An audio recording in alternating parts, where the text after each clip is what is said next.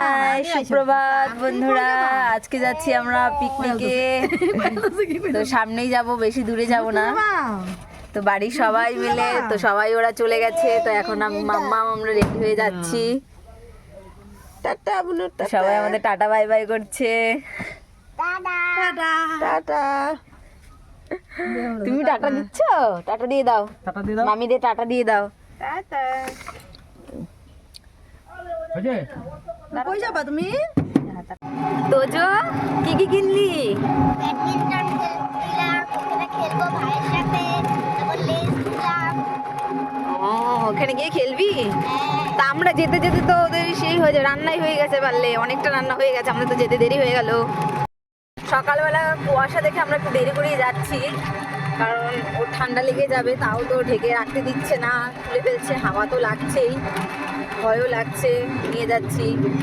তো আর সকালে তো খুবই কুয়াশা ছিল, এখন তো রোদুটা উঠলো, রোদুটা দেখেই বেরোলাম।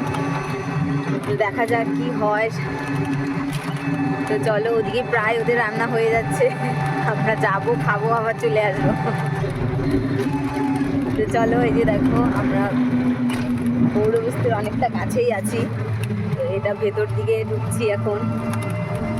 দেখো বন্ধুরা, জায়গায় জায়গায় চাপাতি বাগান, চাপাতি বাগানের মাঝখানে আবার বাড়িও আছে। তার ভেতর দিয়ে আমরা যাব। চলে এসেছি পৌরবস্তি ইকো পার্ক। তো ইকো পার্কের সামনে এই রেস্টুরেন্টটা, আর তার পাশেই হচ্ছে উল্টো বাড়ি। এটার ভেতরে আছে, তার সামনে দিয়ে আমরা যাচ্ছি। এটার ভিতরে উল্টো বাড়ি আছে। অনেকেই এখানে উল্টো বাড়ি দেখতে আসে, আর জঙ্গল সাফারি করে এইখানে রেস্টুরেন্টেও থেকে যায় অনেকেই। তো চলো, আমরা ঢুকছি। সবাই অপেক্ষা করছে আমাদের জন্য, আমরাও কখন যাব ভাবছি। তো এই যে ঢুকে পড়েছি। এই দেখো ভেতরের জায়গাটা, তো পাশেই আছে পার্কটা। তো সেখানে যাইনি। তো এই মাঠটার মধ্যেই পিকনিক খাওয়া হয় নদীর পাশে। তো এখানে প্রচুর লোক এসেছে। আজকে 25শে ডিসেম্বর ছিল, তাই সেই জন্য প্রচুর ভিড় হয়েছে। তো আমি গিয়েই দেখো টিফিন খাচ্ছি, মিষ্টি, পাউরুটি। আর এদিকে চলো দেখি কতদূর রান্না হয়েছে। তো এদিকে প্রায় ওদের রান্না হয়ে গেছে সব, শুধু চিকেনটা করা বাকি ছিল। তো চিকেনটাও হয়ে গেছে প্রায়।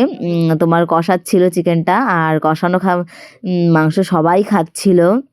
আমিও টিফিন খাওয়ার পরে কষা মাংস খেয়েছি। তো এই দেখো চারদিক দিয়ে লোক, মানে অনেকটা বড় এরিয়া তো। আর 25শে ডিসেম্বর বলে কথা, তো সেই জন্য অনেক ভিড় হয়েছে। তো খুবই আনন্দ হচ্ছে সবাই মিলে একসাথে এসে।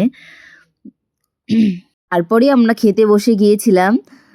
বেশি দেরি করিনি, রান্না যেহেতু হয়ে গেছে। আর দেখো মেয়ে এসে ঘুমিয়ে পড়েছে।